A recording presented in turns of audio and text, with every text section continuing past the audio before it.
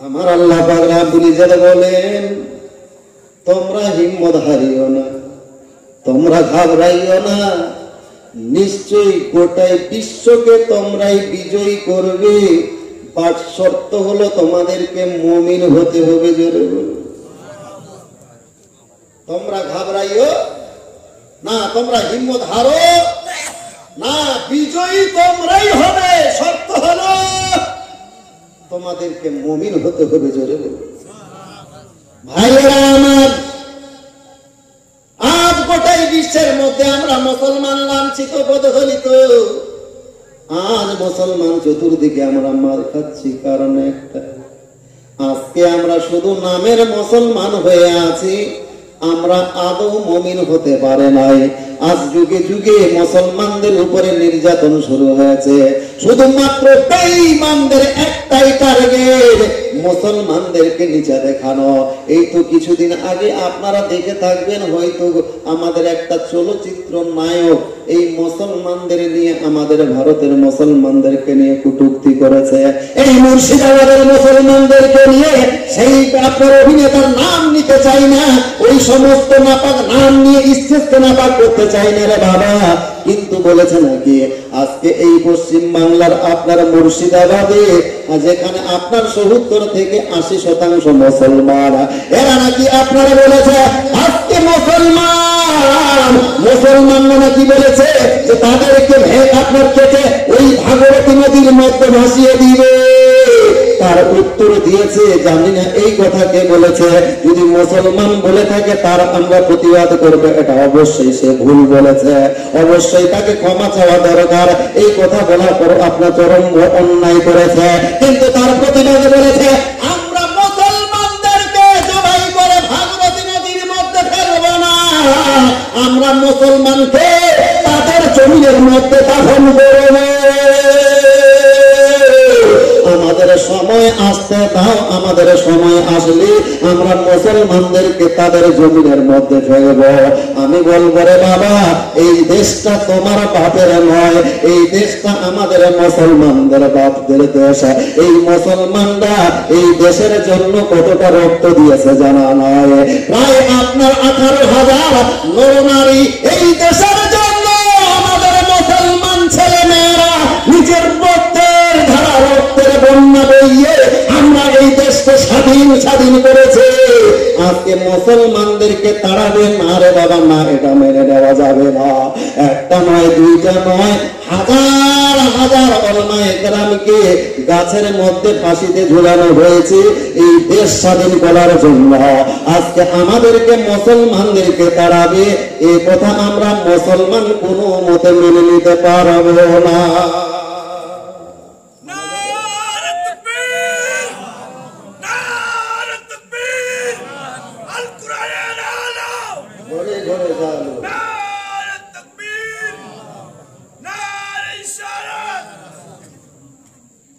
দেশটা তোমার বাপের নয়, ইতিহাস গুলো দেখো, এই দেশ স্বাধীন করার জন্য মুসলমানদের কি অবদান আছে। ভাইয়েরা আমার সে বিষয়ে আলোচনা করতে চাই না, কিন্তু আজ মুসলমান আমরা পদদলিত, লাঞ্ছিত, আজকে ঘৃণার পাত্র হয়েছে। কারণটা কি? কারণ একটাই, আমার নবীর প্রেম, আমার নবীর মহব্বত আজ মুসলমানের অন্তরে নাই। নবীর ভালোবাসা, নবীর প্রেম, নবীর মহব্বত কেমন ছিল একটি উদাহরণ, একটি হাদিস আপনাদের সম্মুখে পরিবেশন করছি। এই হাদিসটি মুস্তাদরাক বিল হাকিম ৩য় খণ্ড 589 পৃষ্ঠায় এই হাদিসটি, লম্বা একটি হাদিস, আমি সংক্ষেপ করে বলছি। সাহাবিয়া রাসূলের নাম হলো মাহজুরা। এই মাহজুরা মহিলাদের মতো লম্বা লম্বা চুল রেখেছে, মহিলাদের মতো লম্বা লম্বা চুল। মেহজুরা যখন কোথাও বসতে, তো মেহজুরার প্রথমত চুল গোল হয়ে পড়তো এক জায়গায় গোছা হয়ে, আর নিজের চুলের মধ্যে নিজেই বসে যেত। তো সাহাবী রাসূলরা সবাই টেনশন, কি ব্যাপার, একজন সাহাবী রাসূল মহিলাদের মতো চুল রেখেছে।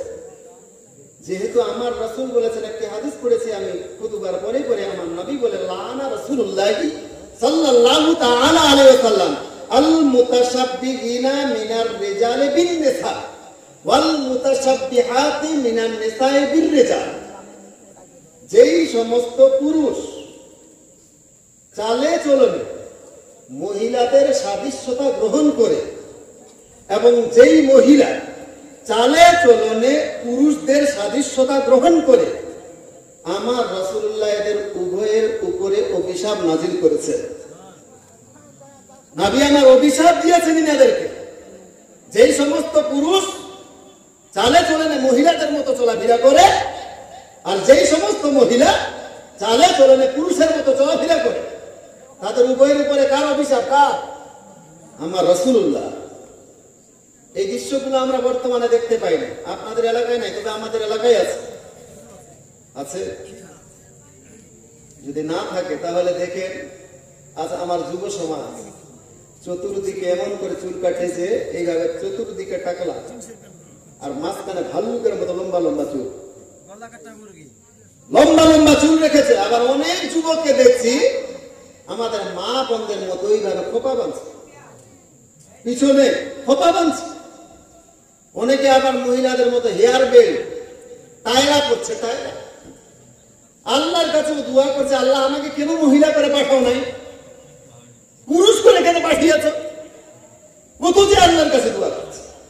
আবার দেখছি হাতে বালা, কানে দুল, কোন দিন যে আবার মহিলাদের মতো পড়ে রাখে দুল, গলায় মালা, শাড়ি পরতে পারে। পরলো কি পরলো, আমার মনে হচ্ছে এটা একটা ফ্যাশন বার হবে, মহিলাদের মতো শাড়ি পরে। আফসোস।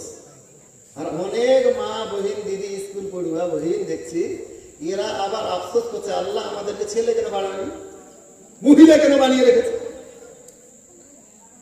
পুরুষদের মতো জিন্সের প্যান্ট, 2200 টাকায় একটা জিন্সের প্যান্ট পরেছে, 22 জায়গায় এখানে কাটা লাগা আর ফাটা লাগা। তারপরে আবার টি শার্ট, পুরুষ না মহিলা চিনতে পারা যায় না। এই সমস্ত ছেলে মেয়েদের উপরে কার অভিশাপ? আমার রাসূলুল্লাহ অভিশাপ দিয়েছে। যেই সমস্ত পুরুষ মহিলাদের মতো চলবে এবং যেই মহিলারা পুরুষের মতো চলবে, তাদের উপরে আমার রাসূলুল্লাহ অভিশাপ দিয়েছে। একজন সাহাবী রাসূল মেহজুরাও মহিলাদের মতো চলবে। সাহাবী রাসূল আমার নবীর দরবারে সাহাবী রাসূল মেহজুরার কাছে আসলেন। মেহজুরাকে বলতে লাগলেন, মেহজুরা তাড়াতাড়ি করে আমাদের প্রশ্নের উত্তর দিতে হবে। মেহজুরা বলতে লাগলো, সাহাবীরা বলেন তাড়াতাড়ি করে বলেন কি উত্তর দিতে হবে। এইবারে সাহাবী রাসূল বলতে লাগলো, মেহজুরা আমার রাসূল বলে গিয়েছেন পুরুষেরা মহিলাদের সাদৃশ্যতা গ্রহণ করতে পারবে না। তার সত্ত্বেও তুমি মহিলাদের মতো লম্বা লম্বা করে চুল রেখেছো, কারণটা কি? এইবারে আপনার মেহজুরা উত্তরে বলতে লাগলো, সাহাবীরা তাহলে এর কারণ শোনো। আমার লম্বা লম্বা চুল রাখার কারণ হলো, আমি যখন ছোট ছিলাম ওই সময় আমার মা দয়ার নবী মায়ার নবীর দরবারে নিয়ে গিয়েছিলেন।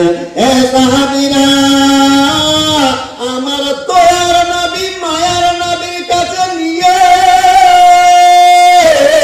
আমার মা আমার নবীকে বলেছেন, ইয়া রাসূলুল্লাহ, ইয়া হাবিবাল্লাহ, হুজুরা নবী গো, এই আমার সন্তান হলো আপনার মেহজুরা, এর নাম হলো মেহজুরা। ইয়া রাসূলুল্লাহ, ইয়া হাবিবাল্লাহ, হুজুর আমার সন্তানের জন্য একটু দোয়া করে দেন। এই সাহাবীরা যেমনি ভাবে আমার মা দোয়ার দরখাস্ত করা, আমার দয়ার নবী মায়ার নবী আমার জন্য হাত উঠিয়ে দোয়া করেছে। দোয়া করার পর আমার নবীর নবুয়াতি হাত আমার মাথার উপরে হাত বুলিয়ে দিয়েছেন। আমার নবী যেমনি ভাবে মাথার উপরে হাত বুলানোর সাহাবী,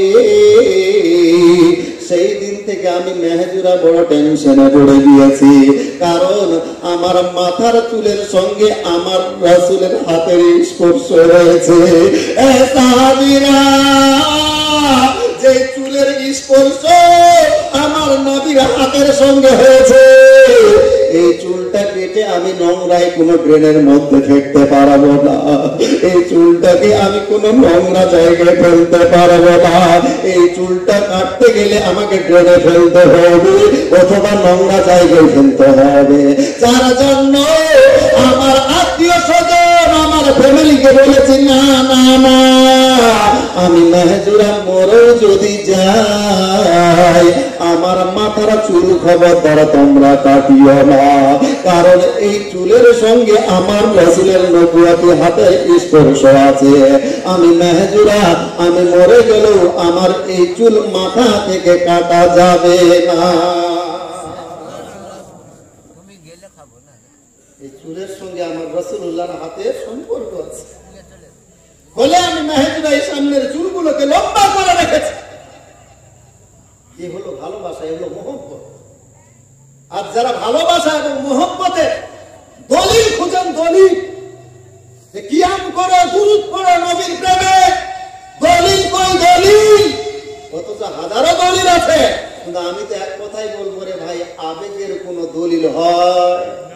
ভালোবাসার কোনো দলিল হয়? আমার নবী কি বলেছিলেন মেহেজুরাকে, হে মেহেজুরা আমি তোমার মাথায় হাত বুলিয়ে দিব বলে চুলটাকে তুমি লম্বা করে রাখিও? আমার নবী বলেছিলেন? না বলার সত্ত্বেও হযরতে মেহেজুরার একটা আবেগ যে আমার রাসূলের হাত আমার মাথায় পড়েছে, এই চুলকে কেটে আমি নোংরা জায়গায় ফেলতে পারবো না বলে মেহেজুরা নিজের চুলটাকে কাটে নাই। শুধু তাই নয়, যখন রাসূলুল্লাহ বিদায় হজ করার জন্য মক্কা রওনা হলেন, হুদাইবিয়া সন্ধির কথা শুনে থাকবেন। ওই হুদাইবিয়া সন্ধির সময় আমার রাসূলুল্লাহ 1400 সাহাবীকে নিয়ে মক্কার দিকে রওনা হলেন। আমার নবী বললেন, হে সাহাবীরা শুনো, আমাদের উদ্দেশ্য হলো কেবলমাত্র হজ উমরা আদায় করা, সেখানে গিয়ে কোনো যুদ্ধ করা যাবে যাবে না, সঙ্গে কোনো হাতিয়ার নিতে পারবে না, শুধুমাত্র আত্মরক্ষা করার জন্য, আত্মরক্ষার জন্য একটা ছোট্ট হাতিয়ার রাখবে। তবুও ওই হাতিয়ারটাকে কোষবন্দি করে রাখতে হবে, কোষ থেকে বার করা যাবে না। সাহাবী রাসূল যখন মক্কার দিকে রওনা, বেঈমানেরা জানতে পারলো যে মুসলমানরা মক্কায় হামলা করার জন্য এসেছে, কিন্তু পরক্ষণে খবর পেল যে না, মুসলমানরা আপনার হামলা করার জন্য আসে নাই, আপনার কি বলে উমরা হজ আদায় করার জন্য এসেছে। ওই মুসলমানদেরকে মক্কায় প্রবেশ করতে দিবে না। বেঈমানেরা পরক্ষণে তাদের মধ্যে কেউ একজন ওই আপনার ছদ্মবেশী বেশে মুসলমানদের দেশে এসেছে, মুসলমানদের দলের মধ্যে এসেছে যে দেখি তো মুসলমানদের অবস্থা কি, মুসলমানরা কি আসলে যুদ্ধ করার জন্য এসেছে না আপনার হজ উমরা আদায় করার জন্য এসেছে। এটা দেখার জন্য যখন এসেছে, ওই টাইমে আমার রাসূলুল্লাহ সাহাবীদের সামনে ওযু করছেন। সাহাবীরা দলবদ্ধ হয়ে আমার রাসূলুল্লাহ যখন ওযু করছেন, ওই ওযু করা পানিগুলো যখন গড়িয়ে গড়িয়ে পড়ছে, সাহাবী রাসূলগুলো ওই বাসন দিয়ে আমার রাসূলের শরীর থেকে যে পানিগুলো বেয়ে বেয়ে পড়ছে, সেই পানিগুলো নেওয়ার জন্য প্রতিযোগিতা শুরু করে দিয়েছেন। জোরে ওই পানিগুলো নেওয়ার জন্য প্রতিযোগিতা শুরু করেছে। রাসূল যখন থুতু মোবারক ফেলছে, সাহাবী রাসূল হাত দিয়ে ধরছেন। নবী আমার কি বলে কোঠা মোবারক, আপনার কব মোবারক যখন ফেকতে যাচ্ছেন, সাহাবী রাসূল হাত দিয়ে ধরছেন। এবং হাদিস শরীফের মধ্যে লিখছে, ফাতাল্লাকা ওয়াজাহু ওয়াজাসাদাহু, আমার রাসূলের সেই থুতু মোবারক আর ওই কব মোবারক গুলো সাহাবী রাসূলগুলো নিজের মুখমণ্ডল এবং সর্বশরীরের মধ্যে মেখে নিচ্ছেন। জোরে বলুন সুবহানাল্লাহ। চিন্তা করতে পারেন? সেই ব্যক্তি বলছেন, আমি বহু দেশের মধ্যে গিয়েছি, বড় বড় রাজা বাদশার দরবারে গিয়েছি, আর দরবারে অনেক সৈন্য সিপাহীকে দেখেছি, মুসলমানরা ওদের নবীর সম্মান যেইভাবে করে, আমি দুনিয়ার কোনো প্রজা এবং কোনো মন্ত্রী বা কোনো আপনার প্রজাকে বাদশার এইভাবে সম্মান করতে দেখে নাই। চলে আপনারাই বলেন, আমার নবী কি বলেছিলেন যে আমি যখন কপ ফেলবো, থুতু মোবারক ফেলবো, ওই টাইমে তোমরা সেই থুতু মোবারক নিয়ে তোমাদের মুখমণ্ডলের মধ্যে বুলিয়ে নিও? বলেছিলেন আমার নবী? বলেন না। একজন সাহাবী রাসূল, নবী আমার পেশতাব করবে, প্রস্তাব লেগেছে, সাহাবী রাসূল আমার নবী অসুস্থ বলে আমার নবী বললেন একটা বাসন নিয়ে আসো। নবীকে একটা বাসন নিয়ে এসে দেওয়া হলো। ওই সাহাবী রাসূল আমার নবী সেই বাসন মোবারকের মধ্যে আপনার প্রস্তাব মোবারক করলেন। প্রস্তাব করার পরে আমার নবী বললেন, সাহাবী এই প্রস্তাবটাকে বাইরে ফেলে দিয়ে আসো। এইবার সাহাবী রাসূল সেই প্রস্তাব মোবারক নিয়ে আসার পর বাইরে নিয়ে আসে, এক পা আগে যায়, দুই পা পিছিয়ে যায়, যে এই প্রস্তাব মোবারক ফেকবো তো কোথায় ফেকবো, মাটিতে ফেকলে না জানি কেউ হয়তো পাও দিয়ে দিবে, এই নবীর প্রস্তাব মোবারক অসম্মান করা হবে, না জানি নোংরা জায়গায় ফেললে নবীর আপনার প্রস্তাব মোবারকে অসম্মান হানি করা হবে, না না এই প্রস্তাব মোবারক কি করা যাবে। পরক্ষণে ওই সাহাবী রাসূল কিছুই আপনার রাস্তা না পেয়ে আমার নবী প্রস্তাব মোবারককে ওই সাহাবী রাসূল পান করে দিয়েছে, জোরে পান করে দিয়েছে। পরক্ষণে নবীর দরবারে যখন ওই সাহাবী রাসূল আসছে, আমার নবী তো আলিমুল গায়ব, সব খবর জানে, জানে কি জানে না। নবী তারপরে জিজ্ঞাসা করছেন, সাহাবী বলো প্রস্তাব মোবারক কি করেছে? সাহাবী রাসূল বললেন, ইয়া রাসূলুল্লাহ বেয়াদবি মাফ করবে, আপনার প্রস্তাব মোবারকে নিয়ে আমি বড় টেনশন করেছি, মাটিতে ফেলবো বেয়াদবি হয়ে যাবে, নোংরা জায়গায় ফেলবো বেয়াদবি হয়ে যাবে।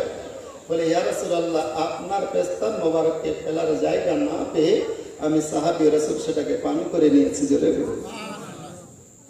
আমার নবী বলেন নাই যে তুমি পান করে নিও, আমার নবী বলতে পারতেন সেখানে কেন পান করেছো, বলছ না। আমার নবী বলছেন তোমার যে শরীরের মধ্যে পুষ্টি রোগ আছে, আজ আমার এই প্রস্তাব মোবারক পান করার কারণে আর তোমার পুষ্টি রোগ জীবন শরীরের মধ্যে থাকবে না।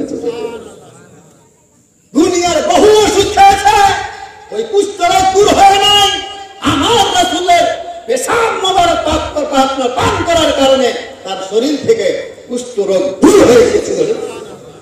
এবং ওর বংশধর থেকে প্রত্যেকটা খানদানের প্রত্যেকটা সন্তান থেকে একটি খুশবু পাওয়া যেত, যে খুশবুটা দুনিয়ার কোন খুশবুর সঙ্গে মিলছিল না। চলে না আবেগের কোন দলিল উদাহরণস্বরূপ আপনাদের এলাকার ছেলে সব কাজকর্ম করার জন্য কোথায় যায়? বাকি দিল্লি বোম্বাই যায় না কলকাতা, কোথায় যায়? দিল্লি তো যায়, দিল্লি বোম্বাই কেরালাতে যায়। একজন আপনার ফ্যামিলির কেউ কোনো ভাই আমার কেরালাতে গিয়েছে, হঠাৎ এখন রাত্রি 12:20 এখন ফোন দিয়েছে বাড়ি, স্ত্রী ফোনটাকে রিসিভ করেছে, হ্যালো কে? বলে আমি। এত রাত্রি ফোন দিয়েছে, কোথায়? বলে আমি বাড়ি আসছি। বাড়ি? বলো বাড়ি আসছো তো আপনাদের স্টেশন এখানে আশেপাশে? বহরমপুর দিল্লি থেকে ডাইরেক্ট ট্রেন আছে কলকাতা, তো বহরমপুরই ধরলাম উদাহরণস্বরূপ। বহরমপুর, আমি এখন বহরমপুর। বলছো বহরমপুরে আছো তুমি? বললাম হ্যাঁ বহরমপুরে, আমি বাড়িতে আসছি। স্ত্রী শুনলো আগে, পার্শ্বের ঘরে মা বৌমাকে জিজ্ঞাসা করছে, মা এত রাত্রিতে কে ফোন দিয়েছিল? বলো তোমার বেটা। আমার বেটা? বলে কি হয়েছে আমার বেটা? বলো আপনার বেটা এতে আসছে, বাড়িতে আসছে। বলে বাড়িতে আসছে? কোথায় আছে এখন? বলে এই যে বহরমপুরে ঢুকছে। বহরমপুরে ঢুকছে? এই কথা শুনলো স্ত্রী আগে, তারপরে দেখবেন স্ত্রী নাকে তেল দিয়ে ঘুমাচ্ছে। স্ত্রী নাকে তেল দিয়ে ঘুমাচ্ছে, কিন্তু মা কি করছে? দেওয়ালে টাঙ্গা ঘড়ির দিকে তাকাচ্ছেন যে এখন 12:30, রাত্রি 12:30। মা যোগ করছে যে বহরমপুর থেকে আপনাদের এই মোড়ের নাম কি? ইসলামপুর। ইসলামপুর আসতে কতক্ষণ? 1 ঘন্টা। তাহলে 12:30 থেকে 1 ঘন্টা যোগ করে 1টা না 1.5টা? 1.5টা। ইসলামপুর থেকে আপনাদের এখানে আসতে কয় মিনিট? 15 মিনিট। তার মানে মা হিসাব মিলে দেখছে যে আমার ছেলে রাত 1.5টা নয় 2:45-2টার দিকে বাড়িতে পৌঁছাবে। বলে মা এই প্রচন্ড শীতের সময়, পুষ মাঘ মাসের সময় মা আর ঘরের ভিতরে ঘুমালো না। মা ঘরের ভিতর থেকে একটা ছিঁড়া কাঁথা আর একটা মুসাহারি আর একটা বালিশ নিয়ে বারান্দায় আসলো। বারান্দায় এসে ওই আপনার ছিঁড়া কাঁথাটাকে বিছিয়ে মশারিটাকে খাটিয়ে দেওয়ালের দিকে এইভাবে বালিশটা রেখে পাগুলোকে এইভাবে সামনে লম্বা করে একটা ছিঁড়া আপনার কম্বল দিয়ে পাগুলোকে ঢাকিয়ে রেখে মা ওই ছেলের জন্য সারা রাত জাগ্রত চলে গেল। মারা এইভাবে করে না, করে না? ওই মাকে এবার বলে, মা আপনার ছেলে রাত 1টা-2টার সময় বাড়িতে আসবে, আপনি সারা রাত ধরে ওই রুম ছেড়ে বারান্দায় শুয়ে আছেন, এর দলিল কই? এর দলিল দেন। মা কি বলবে? মা বলবে, বাবা ধর এর জন্য আমার দলিলের প্রয়োজন নাই, এটা হলো আমার ছেলের প্রতি ভালোবাসা। জোরে বলো, এটা আমার ছেলের প্রতি ভালোবাসা। সুতরাং একটা ছেলের জন্য যদি মা সারা রাত ধরে জেগে থাকতে পারে, আমার রাসূলকে নিজের ছেলে নয় বরঞ্চ হাদিস শরীফের মধ্যে বলা হয়েছে, লা ইউমিনু আহাদুকুম হাত্তা আকুনু আহাব্বা ইলাইহি মিন ওয়ালিদিহি ওয়া ওয়ালাদিহি ওয়ান নাসি আজমাইন। তোমরা ততক্ষণ পর্যন্ত সম্পূর্ণ মুমিন হতে পারবে না যতক্ষণ পর্যন্ত আমি রাসূল আমাকে নিজের বাপ চাইতে, নিজের মা চাইতে, নিজের সমস্ত আত্মীয় স্বজন চাইতে আমাকে না ভালোবাসবে। জোরে যে নবীকে বাপ চাইতে, মা চাইতে, ছেলে মেয়ে চাইতে, সমস্ত আত্মীয় স্বজন চাইতে বেশি ভালোবাসতে হবে, সেই নবীর মহব্বতে আপনার দুরূদ পড়বো, তো সেখানে দলিলের প্রয়োজন? নবীর শানে একটু সালাম পড়বো, সেখানে আপনার দলিলের প্রয়োজন? ভাইয়ার আমার এইবারে বলেন, আমি এতক্ষণে যে কথাগুলো বুঝবার চেষ্টা করছি, ভাবছি 12:30টার সময় কিন্তু মাইন্ড মানুষের ভালো থাকে না। বক্তা ভালো কথা বললো তবু একটু ঘুম ঘুম ভাব, কথাগুলো বুঝতে সমস্যা হয়। তো আমি এতক্ষণে যেগুলো কথা বুঝবার চেষ্টা করলাম আপনাদেরকে, আমি কি কথাগুলো বুঝাতে পেরেছি আপনাদেরকে? কথাগুলো বুঝতে পেরেছেন বাপি? বুঝতে সমস্যা হয়েছে না হয় না? সমস্যা হয়েছে? সমস্যা হয় না তো কি আলোচনা করবে কিছুক্ষণ, না শেষ করে দিন? বিরক্ত হচ্ছেন আপনারা? বিরক্ত হন না তো? তাহলে একবার ভক্তি করে আদর সে পাঠেন, আল্লাহুম্মা